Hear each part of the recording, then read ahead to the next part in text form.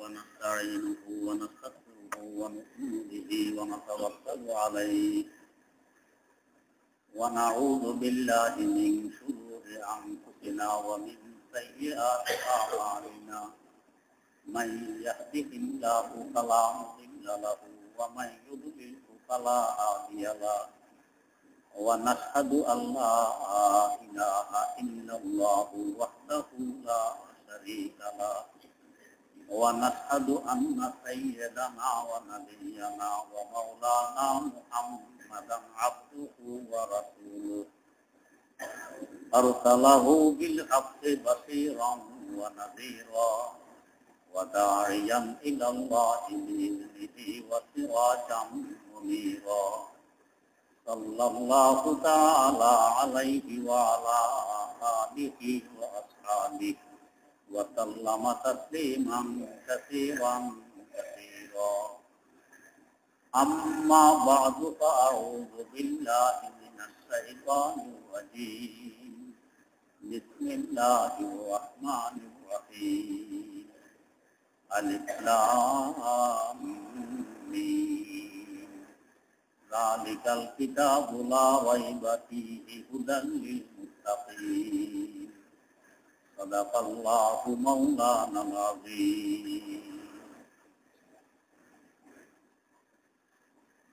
সূরা বাকারার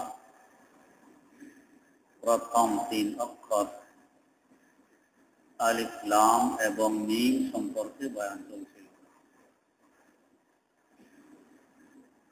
বয়ান করতে গিয়ে বলা হয়েছিল যে এই 3টি অক্ষরের বাস্তব তাফসীর এবং ব্যাখ্যা কি আল্লাহ রাব্বুল আলামিনই ভালো জানেন।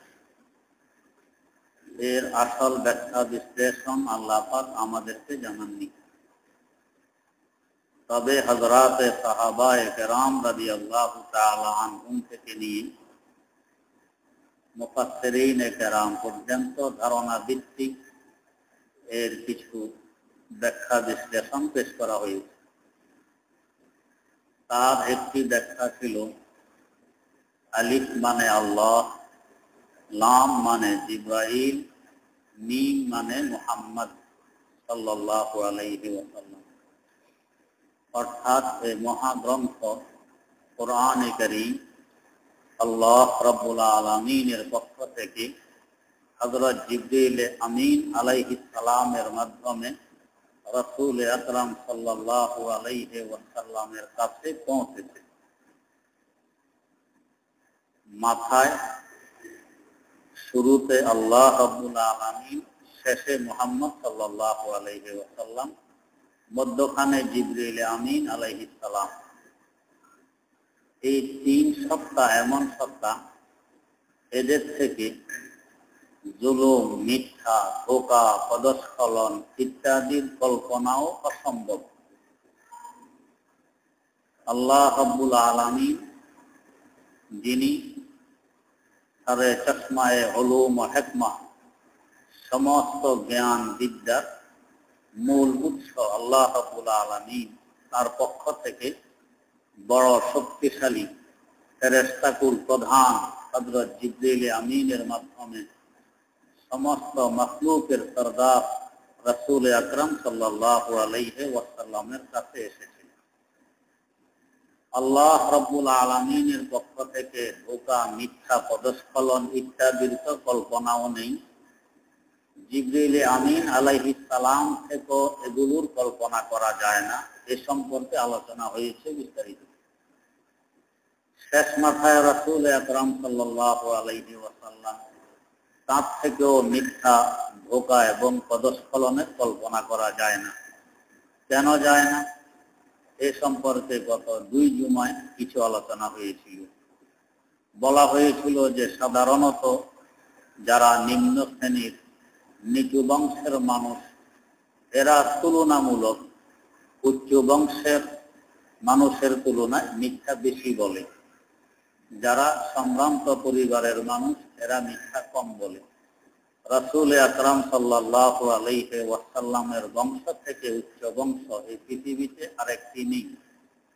অতএব এই বংশের একজন মানুষ মিথ্যা বলবে এটা কল্পনা করা যায় না। দ্বিতীয়ত বলা হয়েছিল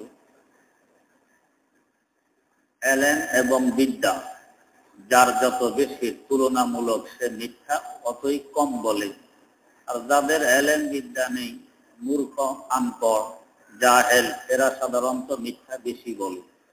হযরত রাসূল আকরাম সাল্লাল্লাহু আলাইহি ওয়াসাল্লাম থেকে বড় শিক্ষিত এই পৃথিবীতে না কখনো এসেছে না আসবে। এই হিসাবেও তার থেকে কোনো মিথ্যা বেরিয়ে আসবে এর কল্পনা করা যায় না। 3 নম্বরে, যাদের আখলাক, চরিত্র এবং সততা বেশি এরা সাধারণত মিথ্যা বলে না। যারা চরিত্রহীন এরা মিথ্যা বলে বেড়ায় অধিক পরিমাণে। হযরত রাসূল আকরাম সাল্লাল্লাহু আলাইহি ওয়াসাল্লাম থেকে আরো বেশি সচ্চরিত্র, বেশি আখলাকওয়ালা এমন নজির দুনিয়া কখনো দেখেনি, দেখবেও না। এমন কে আছে যে গোলাম থাকতে চায়, আজাদ এবং স্বাধীন থাকতে চায় না, গোলাম থাকতে চায়, এটা কল্পনার বাইরে। কিন্তু রাসূল আকরাম সাল্লাল্লাহু আলাইহি ওয়াসাল্লামের মতো মানুষ পেয়ে তার সংসদে থাকার জন্য গোলামের জিন্দেগিকে অগ্রাধিকার দিতেছে আজাদি এবং স্বাধীন জিন্দেগি থেকে। এমন নজির দুনিয়াতে কোথাও কেউ দেখেনি, দেখবেও না। হযরত যায়েদ বিন হারেসা রাদিয়াল্লাহু তাআলা আনহু তার আম্মার সাথে নানার বাড়ি বেড়াইতে যান ছোটবেলায়। যায়েদ ছোট্ট ছেলে, আম্মার সাথে নানার বাড়ি বেড়াইতে যান। এই সময়ে নানার বাড়ির শত্রুরা অতর্কিতভাবে গভীর রাত আক্রমণ করে নানার বাড়ির কাউকে হত্যা করে ফেলে আর কাউকে বন্দী করে নিয়ে যায়। এই বন্দীদের মধ্যে হযরত যায়েদ ছোট্ট ছেলে ইনিও আছেন, তাকেও বন্দী করে নিয়ে গেছে। এরপরে গোলাম বলে বিক্রি করে দেয়। বিক্রি করে কোথায় কার হাতে চলে গেছে আর খোঁজ পাওয়া যায় না। তার আব্বা যখন সংবাদ পাইলেন যে আমার শ্বশুর বাড়ির শত্রুরা আক্রমণ করে কাউকে হত্যা করে ফেলেছে, কাউকে বন্দী করে নিয়ে গেছে, এদের মধ্যে আমার ছেলে যায়েদও আছে। তার আব্বা যায়েদের খোঁজে বেরিয়ে পড়তেন। যতই খোঁজ করলেন, তালাশ করলেন, কোথাও খোঁজ পাওয়া গেল না। এই ছেলের শোকে, ছেলের জন্য কাঁদতে কাঁদতে চোখের জ্যোতি প্রায় যাওয়ার পথে। এভাবে বহু কাল অতিবাহিত হয়ে যায়। আর হযরত যায়েদ এদিকে বিক্রি হতে হতে একের পর এক হাত বহাত মক্কায়ে মুকাররমা এসে পৌঁছেন। এখানে ঘটনাক্রমে হযরত খাদিজাতুল কুবরা রাদিয়াল্লাহু তাআলা আনহা হযরত রাসূল আকরাম সাল্লাল্লাহু আলাইহি ওয়াসাল্লামের প্রথম স্ত্রী। তিনি একজন লোক পাঠান বাজারে একজন গোলাম কেনার জন্য। ওই লোক হযরত যায়েদকে গোলাম হিসাবে কিনে নিয়ে আসে। এখন হযরত যায়েদের মালিক খাদিজাতুল কুবরা রাদিয়াল্লাহু তাআলা আনহা। এই গোলাম যখন হযরত খাদিজার কাছে আসে, হযরত খাদিজা এই গোলামকে রাসূল আকরাম সাল্লাল্লাহু আলাইহি ওয়াসাল্লামের খেদমতে উপঢৌকন হিসাবে পেশ করেন। হুজুর এই গোলামকে গ্রহণ করে নেন, কবুল করে নেন। এখন থেকে হযরত যায়েদ দো জাহানের বাদশার গোলাম। দো জাহানের বাদশার গোলাম হওয়া কত বড় কপালের কথা, সাধারণ কথা নয়। গোলামে হক সুদান আইনে তারাফি, গোলামিয়ে খোদা খুদ আইনে শাহী, গোলামিয়ে খোদা খুদ আইনে শাহী। দেখবেন এ যদি চৌকিদার কাউকে তার পিএস হিসাবে নিযুক্ত করে, সেই পিএস তো চৌকিদার মার্কা পিএস হবে। আর প্রধানমন্ত্রী কাউকে পিএস হিসাবে নিযুক্ত করলে তার দাপট কত মন্ত্রী থেকে সামান্য কম, কোনো কোনো ক্ষেত্রে আরো বেশিও দেখা যায়। এখন হযরত যায়েদ দো জাহানের বাদশার গোলাম কোথা থেকে কোথায় পৌঁছে গেছেন, গোলামের জীবন যাপন করতেছেন দু জাহানের বাদশার সাথে। এর মধ্যে হজের মৌসুমে হযরত যায়েদের দেশীয় লোকজন হজ করতে আসে মক্কায়ে মুকাররমা। এসে ঘটনাক্রমে হযরত যায়েদকে দেখে ফেলে। দেখে চিনে ফেলছে এই তো সেই জায়েদ যার বিরহ সইতে না পেরে তার আব্বার চোখের জুতি প্রায় হারিয়ে ফেলছে। কাছে গেল, জিজ্ঞেস করলো, বেটা তোমার কি নাম? জায়েদ। তোমার বাপের কি নাম? হারেসা। দেখে যে ঠিক মিলে গেছে, এই ছেলে বাপের নাম হারেসা, তোমার বাড়ি কোথায়? যে গ্রামের নাম বলছে আসলে জায়েদের ওই গ্রামে বাড়ি, ওখান থেকে হারিয়ে গেছে। এরা বলল, চলো আমাদের সাথে, তোমার আব্বা তো তোমার বিরহ সইতে না পেরে চোখের জুতি প্রায় হারিয়ে ফেলছেন, চলো আমাদের সাথে। হযরত জায়েদ বললেন যে না, আমি তো একজনের গোলাম আর একজনের মালিকানা ভিন, আমি এভাবে যেতে পারবো না। তবে আমার পক্ষ থেকে একটি সংবাদ আমার দেশবাসীকে পৌঁছিয়ে দিবেন। তো কি সংবাদ বলো? তো হযরত জায়েদ কবিতা আকারে সংবাদ জানাইলেন।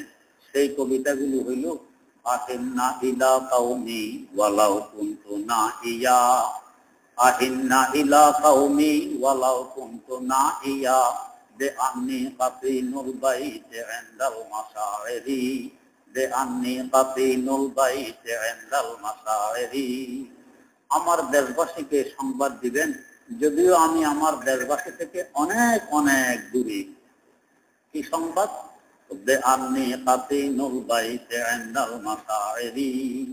আমি বাইতুল্লাহ শরীফের আশেপাশে থাকার সুযোগ পেয়ে গেছি, শুধু এই সংবাদটি দিয়ে দিবেন। জায়েদের দেশের লোকেরা হজ করে দেশে ফিরে তার আব্বাকে জায়েদের সংবাদ দেয় যে তোমার ছেলের সন্ধান পাওয়া গেছে, ছেলে তো আল্লাহর ঘরের পাশে থাকে, তবে গোলাম হিসাবে, স্বাধীন নয়, আজাদ নয়। আমরা বলেছি আসার জন্য, সে আসেনি।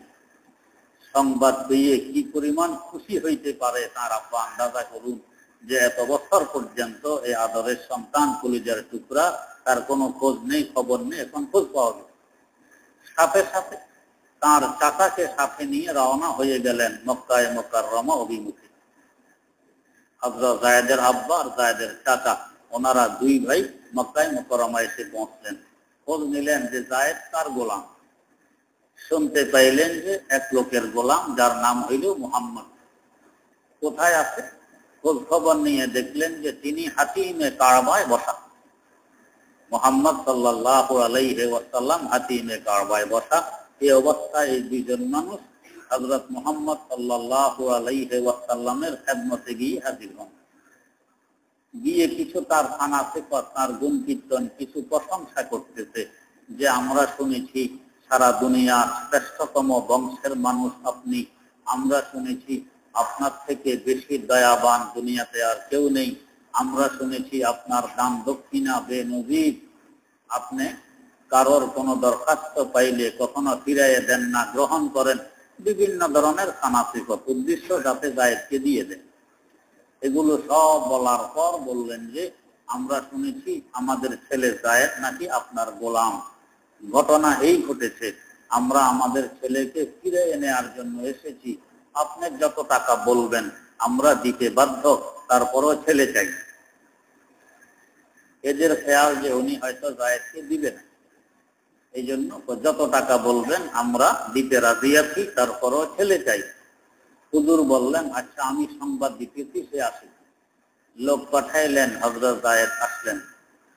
হুজুর জিজ্ঞেস করতেছেন, জায়েদ, এই দুইজন ব্যক্তিকে কি তুমি চিনো? হযরত জায়েদ বলতেছেন, হ্যাঁ, ইনি আমার আব্বা, ইনি আমার চাচা। হুজুর বললেন যে দেখো, ওনারা তোমাকে ফিরে নেওয়ার জন্য এসেছেন, তুমি যদি ওনাদের সাথে আবার ফিরে যেতে চাও নিজের দেশে, মায়ের কোলে, আমি তোমাকে বাধা দিব না। কোনো পয়সা কড়ির সুয়াল নেই, কোনো টাকা পয়সা লাগবে না, যাও, তোমাকে এমনি ছেড়ে দিলাম, তুমি তাদের সাথে নিজের দেশে চলে যাও। আর যদি তুমি যাইতে না চাও তো আমি যাওয়ার জন্য বাধ্যও করব না। কেমন কথা? যদি তুমি যাইতে চাও পয়সা কড়ি লাগবে না, তোমাকে আমি অনুমতি দিয়ে দিলাম। আর যদি যাইতে না চাও তো আমি বাধ্যও করব না। জায়েদের আব্বার চাচা মহা খুশি, যে পয়সাও লাগলো না, ছেলেও পেয়ে গেলাম, এর থেকে আর খুশি কি হতে পারে। কিন্তু এই সুযোগ পাওয়ার পর হযরত জায়েদ বললেন, না হুজুর, আমি আপনাকে ছেড়ে আমার দেশে যাব না। জায়েদের আব্বার চাচা বলতেছেন, জায়েদ, তোমার কি মাথা খারাপ হয়ে গেছে? সুযোগ পেয়েছ দেশে ফিরার, মায়ের কোলে ফিরার, তুমি দেশে যাবে না, চলো আমাদের সাথে। বলতেছেন, না আব্বু, আমার মাথা খারাপ হয়নি, আমার বুদ্ধি সব ঠিক আছে, আমি বুঝে শুনেই বলতেছি আমি দেশে যাব না, এখানেই থাকবো। কেন? তুমি তোমার দেশবাসী, আত্মীয় স্বজন, মাতৃভূমি, পিতা মাতা সবকিছু বিসর্জন দিতেছ, গোলামী জীবন বেছে নিয়েছ, কারণ কি? তুমি স্বাধীনভাবে দেশে থাকবে, অসুবিধা কি?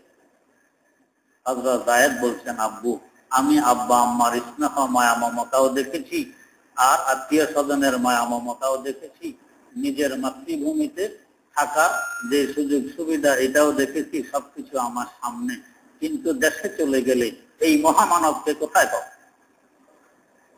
এই মহামানবের সংসদ, তার সোহবত কোথায় পাবো?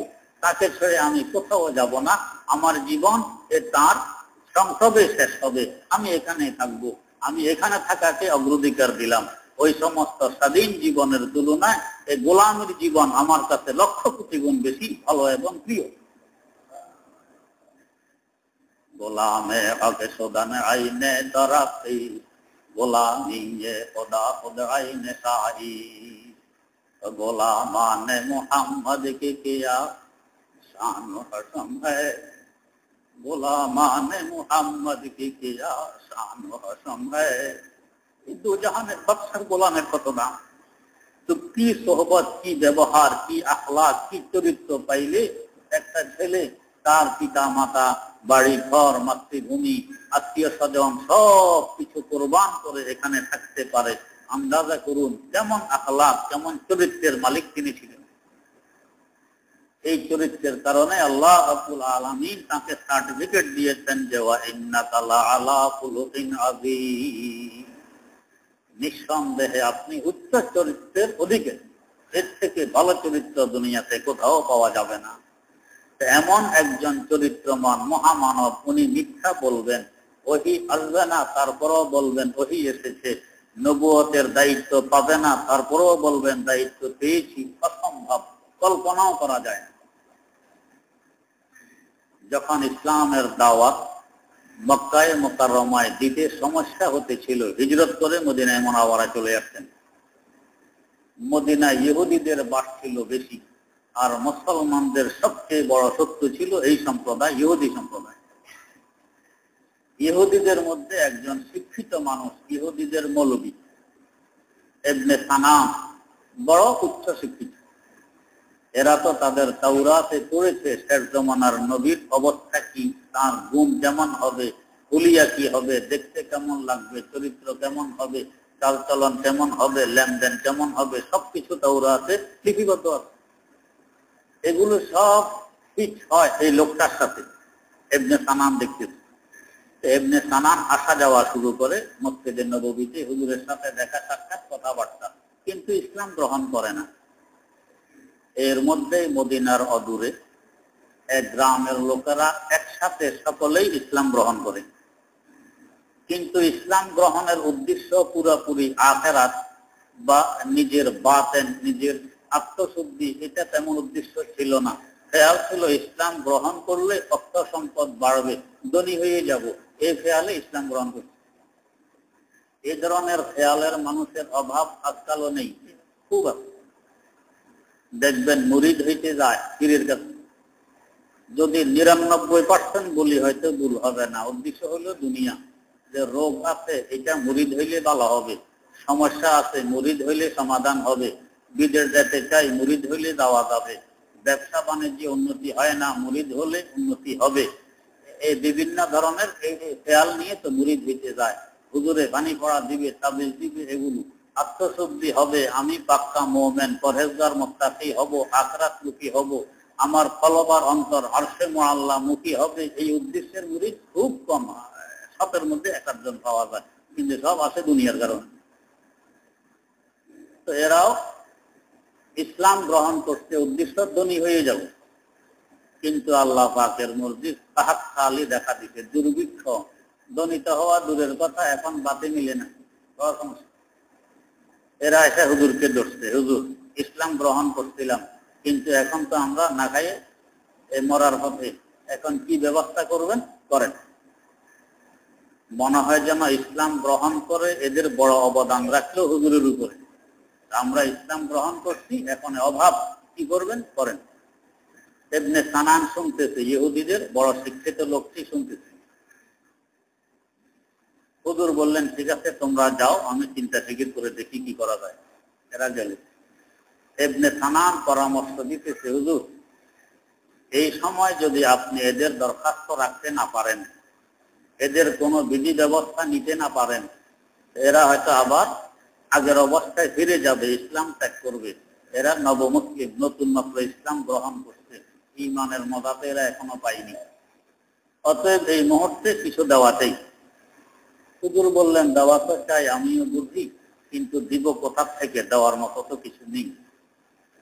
ইবনে সানান বলতেছে, হুজুর আমার কাছে খেজুর আছে, আমি বড় জমিদার, অনেক খেজুর আমার গোলায়, আপনি যদি বলেন তো তাহলে আমি দিতে পারি, টাকা পয়সাও আছে, দিতে পারি। হুজুর বললেন, ঠিক আছে তাহলে কিছু টাকা দেন, তবে শোধ করতে হবে কবে? যখন খেজুর পাকবে, আপনারা খেজুর কাটবেন, তখন খেজুর দিয়ে শোধ করে দিলেই হবে। একটা নির্দিষ্ট অঙ্কের টাকা দিল, আর তার বিনিময়ে চুক্তি হলো 80 মণ খেজুর দিতে হবে।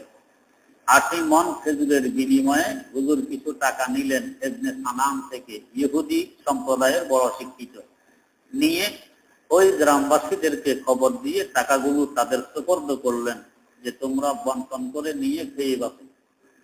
এরা তো টাকা নিয়ে গেছে, ঋণীতে হুজুর হয়ে গেছেন। খেজুর কাটলে 80 মণ খেজুর তাকে বুঝাই দিতে হবে। নির্দিষ্ট একটি তারিখও ঠিক করা হয়েছে, এই তারিখে 80 মণ খেজুর বুঝাই দিবে। ওই তারিখ আসছেই না, হুজুর বুঝাই দিবেন। যদি না দিতেন তাহলে হুজুর দোষী হইতেন, যে তারিখ এসে গেছে হুজুর খেজুর দিতে পারতেছেন না, দোষী হইতেন। তারিখ আসার 3 দিন আগে ইবনে সানান দরবারে নবুয়তে আসছে। এসে যদি সোজা সাজা চাইতো যে হুজুর আপনাকে টাকা দিয়েছিলাম 80 মণ খেজুরের বিনিময়ে, যদিও পরিশোধ করার তারিখ এখনো আসেনি, তারিখ আসতে আরো 3 দিন বাকি আছে, কিন্তু আমি বড় সমস্যায় পড়ে গেছি, এই আমাকে টাকাগুলো দিয়ে দিলে বা খেজুর দিয়ে দিলে ভালো হইতো। এটাও একটা মানবতার পরিচয় হইত।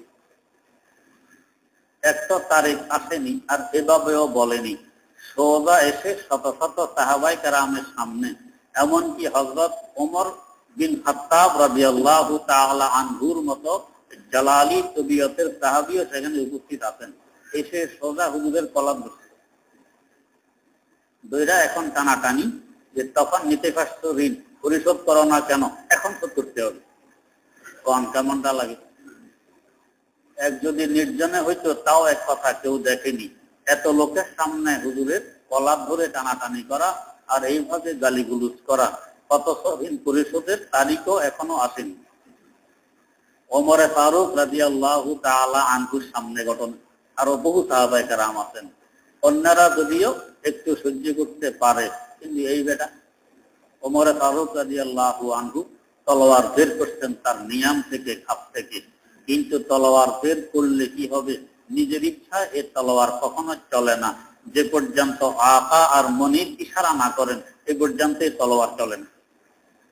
মনে তো চায় এখনই তাকে 2 টুকরা করে ফেলি, কিন্তু মনিবের অনুমতি লাগবে। জিজ্ঞেস করতেছেন, হুজুর নবীর সাথে বেয়াদবি যে করে তার শাস্তি একমাত্র, তার ফয়সালা একমাত্র এই তলোয়ার করতে পারে, অনুমতি দেন, এখনই 2 টুকরা করে ফেলি। হযরত ওমরের এই অনুমতিও একেবারে বেমানান ছিল না, কিন্তু দু জাহানের বাদশাহ, শ্রেষ্ঠতম আখলাক আর চরিত্রের মালিক বললেন, ওমর থামো। এরপরে বলতেছেন, দেখো সে আমার কলার ধরছে, আমাকে গালিগুলোজ করতেছে, অশ্লীল ভাষা ব্যবহার করতেছে, ব্যাপার আমার, তোমার নয়। এরপরও তোমার মানবতার পরিচয় হইতো তুমি যদি বলতা যে ভাই ঠিক আছে, তোমার খেজুরের ব্যবস্থা আমি করতেছি, বা ধৈর্য ধরো, তাকে যদি বুঝাইতা, এটা হইতো তোমার জ্ঞানের পরিচয়, বুদ্ধির পরিচয়। তা না করে তুমি তলোয়ার তুলছো তাকে হত্যা করার জন্য। যদিও পরিশোধের তারিখ আসেনি, কিন্তু সে পাওনাদার, তার হক আছে। পরিশোধের তারিখ আসার আগেও চাইতে পারে, এই অধিকার ইসলাম দেয়, অধিকার তার আছে। যদিও চাওয়ার নিয়ম নীতিটা সুবিধাজনক পাইনি, কিন্তু চাওয়ার অধিকার তার আছে। তাই বলে তাকে তুমি দ্বিখণ্ড করে দিবে, এটা তুমি বুদ্ধির পরিচয় দাওনি। রাসূল আকরাম সাল্লাল্লাহু আলাইহি ওয়াসাল্লামের সত্যিকার অর্থে যারা অনুসারী এরা এরকমই হয়, যার কথা আমরা দমে দমে নেই। হাকিমুল উম্মত মুজাদ্দিদুল মিল্লাত শাহ আশরাফ আলী থানভী রাহমাতুল্লাহ আলাইহি একদিন ওয়াজ করতেছেন, হাজার হাজার মানুষ শ্রোতা হিসাবে বসে আছে, হুজুর ওয়াজ করতেছেন। কি হযরত থানভী, যার দৃষ্টান্ত পেশ করতে এখন দুনিয়া অক্ষম, এমন একজন আলেম, এমন একজন বিচক্ষণ, এমন একজন বুজুর্গ, এমন একজন লেখক, যিনি 1200 কিতাব লিখে গেছেন, দুনিয়া পেশ করতে অক্ষম, উনি ওয়াজ করতেছেন। একটা ওয়াজের ভিতরে কেউ কথাবার্তা বললে এমনি খারাপ লাগে। এক লোক দাঁড়াইয়া বলতেছে, হুজুর ওয়াজ করতেছেন, আমার 3টা প্রশ্ন। কই কি প্রশ্ন করলে ওয়াজের শেষে করবে, মধ্যখান দিয়ে করে। কি প্রশ্ন? 1 নম্বর প্রশ্ন, আপনি হারামজাদা। আল্লাহ, আপনি হারামজাদা। 2 নম্বর প্রশ্ন, আপনি কাফের। ওয়াজ করতে বসছেন, হারামজাদার ওয়াজ আমরা শুনবো, কাফের ওয়াজ আমরা শুনবো। আরেকটা জানি কি বলছিল ভুলে গেছি। কি পরিমাণ গরম হওয়ার দরকার ছিল হুজুর, বলতেন যে মানুষের সুরত ধরে এখানে ইবলিস ঢুকছে, তাকে এখান থেকে বের করো। তা না বলে হুজুর বলতেছেন, ভাই আমি হারামজাদা আপনার দাবি, আমার বাপে যে আমার মাকে বিয়ে করতেন, আর ওই মায়ের গর্ভ থেকে আমি জন্ম নিছি, ওই বিয়ের সাক্ষী অমুক অমুক, এরা এখনো জিন্দা আছে। আপনার যদি সন্দেহ হয় ওই সাক্ষীদেরকে জিজ্ঞেস করে নেন, ওনাদের সামনে আমার বাপে আমার মাকে বিয়ে করছিল কিনা। 2 নম্বর, আপনি বলছেন আমি কাফের। ভাই যদি আপনার সন্দেহ হয় আমার ঈমানের উপরে, তা আমি এখন পড়ে নিলাম লা ইলাহা ইল্লাল্লাহু মুহাম্মাদুর রাসূলুল্লাহ, এখন তো আর কোনো সন্দেহ নেই যে আমি মুমিন। কি পরিমাণ ধৈর্য! কারণ এরা রাসূল আকরাম সাল্লাল্লাহু আলাইহি ওয়াসাল্লামের পূর্ণ আদর্শে আদর্শবান, এক চুল পরিমাণ এরা এদিক সেদিক করেন। এরাই বাস্তব অর্থে সুন্নি, সুন্নতের পাবন, রাসূলের প্রত্যেকটি সুন্নতের অনুসারী এরা। হুজুর সাল্লাল্লাহু আলাইহি ওয়াসাল্লাম হযরত ওমরকে বললেন, ওমর তুমি বুদ্ধির পরিচয় দিতে পারোনি, সে তো পাওনাদার। বাইতুল মালে খেজুর আসছে, যাও তোমাকে দায়িত্ব দিলাম, এনাকে নিয়ে যাও, এনাকে 80 মণ খেজুর মেপে বুঝাইয়ে দাও। ওমর নিয়ে যেতেছেন। একটু যাওয়ার পরে হুজুর ওমরকে আবার ডাকলেন, ওমর কথা শোনো, ফিরে আসছেন। হুজুর কি? তো 80 মণ তো দিবা, আরো 5 মণ বেশি দিবা, আমার পক্ষ থেকে হাদিয়া হিসাবে 5 মণ বেশি দিবা। ইবনে সানান গেছে, হযরত ওমর নিয়ে গেলেন। 80 মণ মেপে দেওয়ার পরে ইবনে সানান রওনা করছে। কয় থামো, কয় কি? আরো 5 মণ তোমার পাওনা আছে। তো কেমনে 5 মণ পাওনা আছে? 80 মণের চুক্তি ছিল। তো চুক্তি 80 মণের ছিল, কিন্তু আল্লাহ রাসূল সাল্লাল্লাহু আলাইহি ওয়াসাল্লাম আমাকে আদেশ করেছেন তার পক্ষ থেকে হাদিয়া রূপোরোপণ হিসাবে আরো 5 মণ তোমাকে বেশি দেওয়ার জন্য, এই 5 মণ বেশি নিয়ে যাও। ইবনে সানান বলতেছে, ওমর এই 5 মণও থাকুক, 80 মণও থাকুক, আমি আবার তোমার নবীর সাথে সাক্ষাৎ করতেছি। আবার ঘিরে গিয়ে বলতেছেন, হুজুর হাত বাড়িয়ে দেন, এখনই পড়ে নিলাম লা ইলাহা ইল্লাল্লাহু মুহাম্মাদুর রাসূলুল্লাহ। হুজুর আমি পরীক্ষার জন্য এগুলো করছি, সব পরীক্ষা হয়ে গেছে, আপনি সত্য নবী কিনা, আপনার আখলাক আর চরিত্রের পরীক্ষা আমার বাকি ছিল, এটা এখন করে নিলাম। নবীর চরিত্র এমনই হয়, আমাদের তাওরাতে যা কিছু পেয়েছি এ সব আপনার মধ্যে পেয়েছি, একটা বাকি ছিল, এটা এখন পাইলাম। এই জন্য ইসলাম গ্রহণ করতে এখন আর আপত্তি থাকার কথা নয়। এমন চরিত্রবান একজন মহামানব, উনি মিথ্যা বলবেন, ধোঁকা দিবেন, তার পদস্খলন ঘটবে, এটা কল্পনার বাইরে। আল্লাহ পাক বলছেন, যালিকাল কিতাবু লা রাইবা ফীহি, আমি আল্লাহর পক্ষ থেকে জিবরিল আমিনের মাধ্যমে এমন চরিত্রবান মুহাম্মদের কাছে ওহী এসেছে, অতএব এই ওহী সম্মিলিত কিতাবের মধ্যে সন্দেহের কোনো অবকাশ নেই। সন্দেহ মুক্ত, ত্রুটি মুক্ত, পদস্খলন মুক্ত, ভুল মুক্ত একটি কিতাব এ কোরআনে কারীম। অতএব একে যে আঁকড়িয়ে ধরবে সে শিক্ষিত হবে, দুনিয়া ও আখিরাত তার উজ্জ্বলময় হবে। আল্লাহ রাব্বুল আলামিন আমাদের সকলকে তৌফিক দান করুন। সুবহানাকাল্লাহুম্মা ওয়া বিহামদিক, আশহাদু আল্লা ইলাহা ইল্লা আনতা, আস্তাগফিরুকা ওয়া আতুবু ইলাইক।